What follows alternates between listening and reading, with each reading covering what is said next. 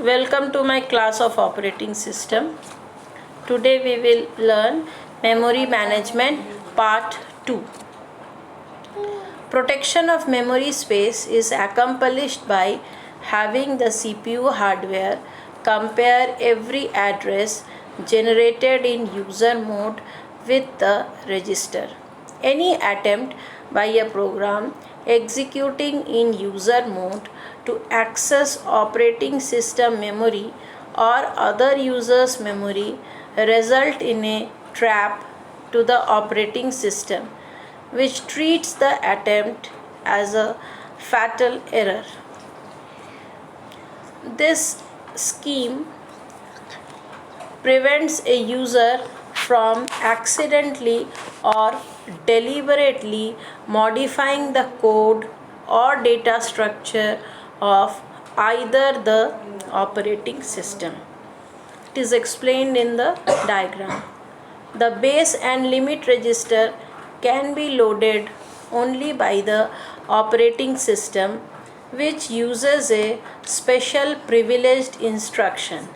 Since privileged instruction can be executed only in kernel mode, and since only the operating system executes in kernel mode, then this scheme allows the operating system to change the value of the register but prevents user programs from changing the register's content.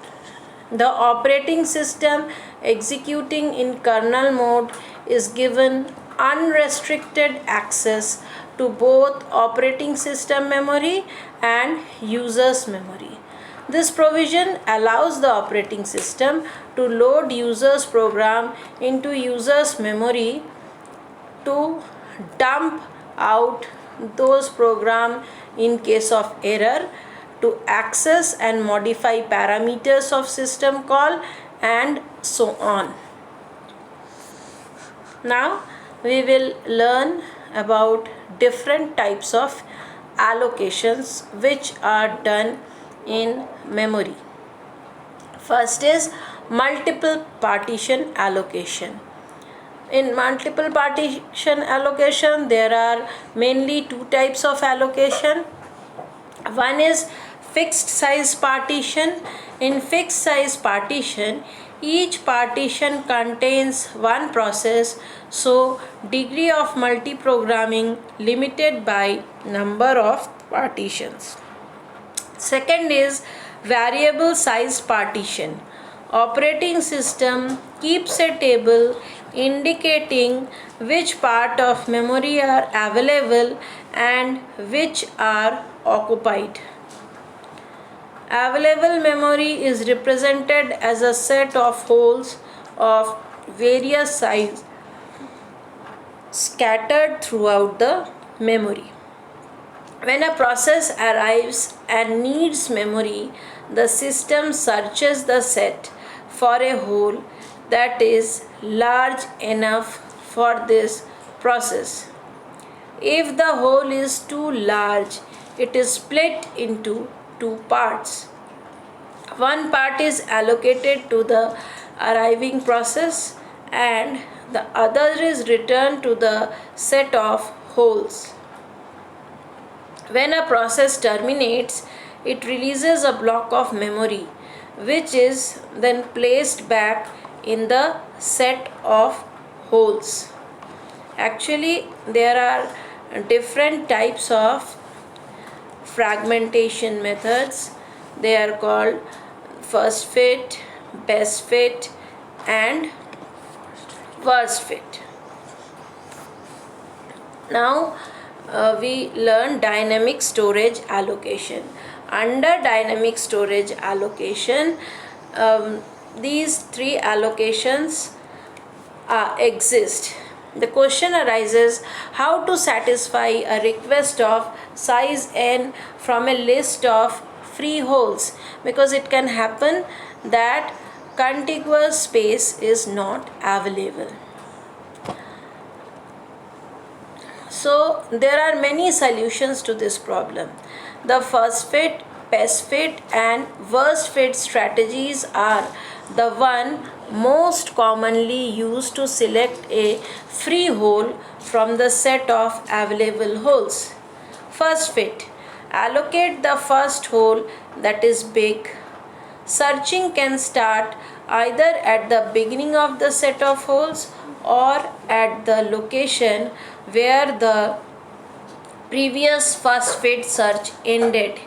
We can stop searching as soon as we find a free hole that is large enough.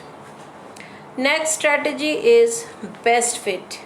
Allocate the smallest hole that is big enough. We must search the entire list unless the list is ordered by size.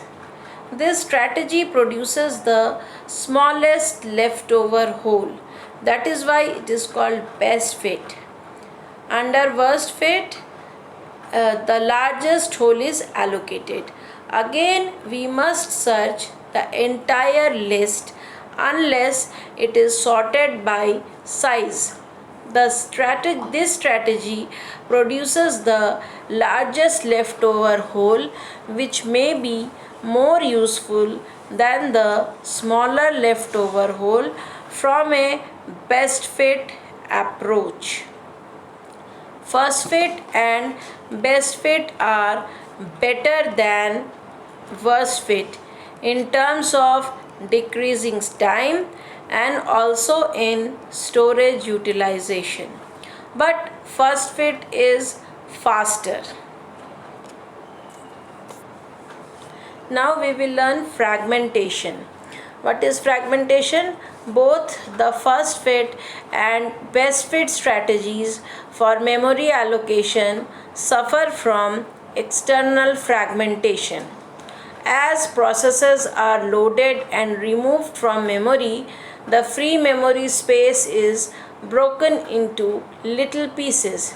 External fragmentation exists when there is enough total memory space to satisfy a request, but the available spaces are not contiguous. Storage is fragmented into a large number of small holes. This fragmentation problem can be severe.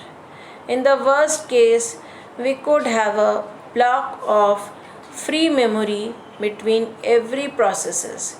If all these small pieces of memory were in one big free block instead, we might be able to run several more resources. Memory fragmentation can be internal as well as external also. Depending on the total amount of memory storage and average process time, external fragmentation may be a minor or major problem. Statistical analysis of first fit, for instance, reveal that even with some optimization, given n allocated block, another 0.5 n blocks will be lost due to fragmentation. That is, 1/3 of memory may be unusable. This property is known as 50% rules. So these are the problems of fragmentation. One solution to the problem of external fragmentation is compaction. The goal is to shuffle the memory contents so as to place all free memory together in one large block. Compaction is not always possible.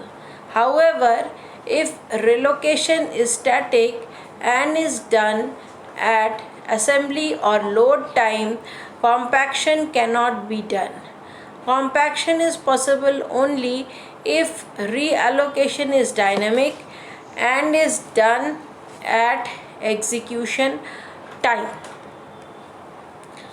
If addresses are relocated dynamically, relocation requires only moving the program and data and then changing the base register to reflect the new base address. When compaction is possible, we must determine its cost. The simplest compaction algorithm is to move all processes towards one end of memory. All holes move in the same direction, producing one large hole of available memory. This scheme can be expensive. Another possible solution to external fragmentation problem is to permit the logical address space of the process to be non-contiguous, thus allowing a process to be allocated physical memory whether such memory is available. Now we will learn paging. What is paging? It is a memory management scheme that permits the physical address space of a process to be non-contiguous. Paging avoids external fragmentation and the need for compaction.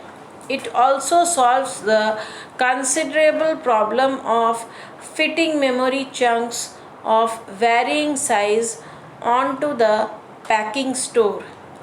Most memory management schemes used before the introduction of paging suffered from this problem. The problem arises because when some code fragments or data residing in main memory need to be swapped out, space must be found on the backing store. The backing store has the same fragmentation problem as we have discussed in connection with main memory, but access is much slower, so compaction is impossible. Because of its advantages over earlier method, paging in its various form is used in most operating system.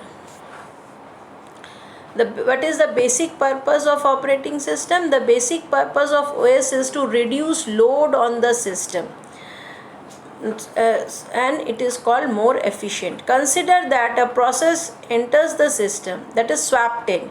Every process, as we discussed in the virtual, it might not be suitable and efficient to swap or load all the pages for the process at time, as the program may only need only a certain pages for application to run. In fact, in cases of a 1 GB application may need as little as 20 MB pages to be swapped, so there is no need to swap all at once. Demand paging is the process that solves this by only swapping pages on demand. This is known as lazy swapper. Now this is the diagram of demand paging in operating system.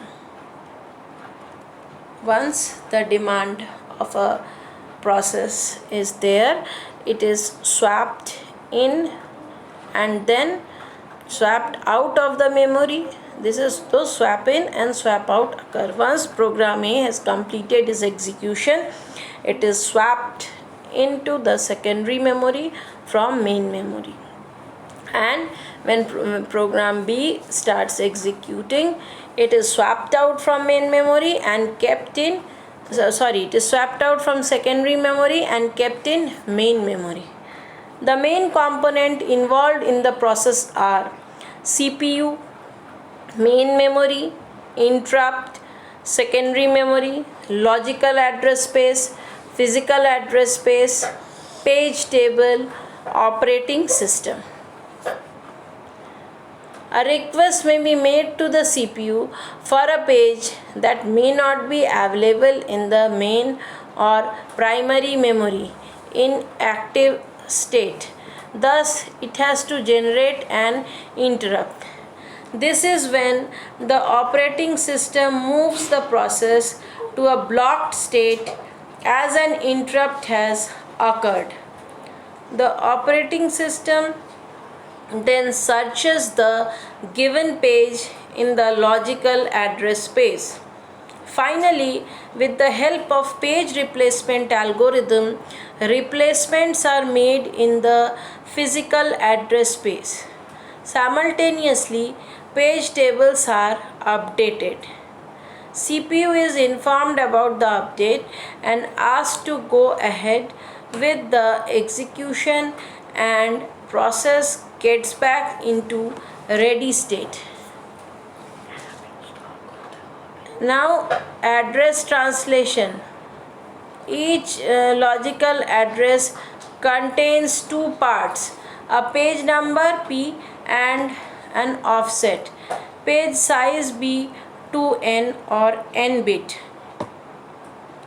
Page size B to n or n bits. Logical address space is 2 to the power m. M bits, that is one logical address contains m bit. Number of pages possible, 2 to the power m minus n, that is m minus n bits required to represent a page number. An offset requires n bits. Therefore, high order m minus n bits of a logical address designate the page number, and the n low order bits designate the page offset. Thank you all for watching this presentation.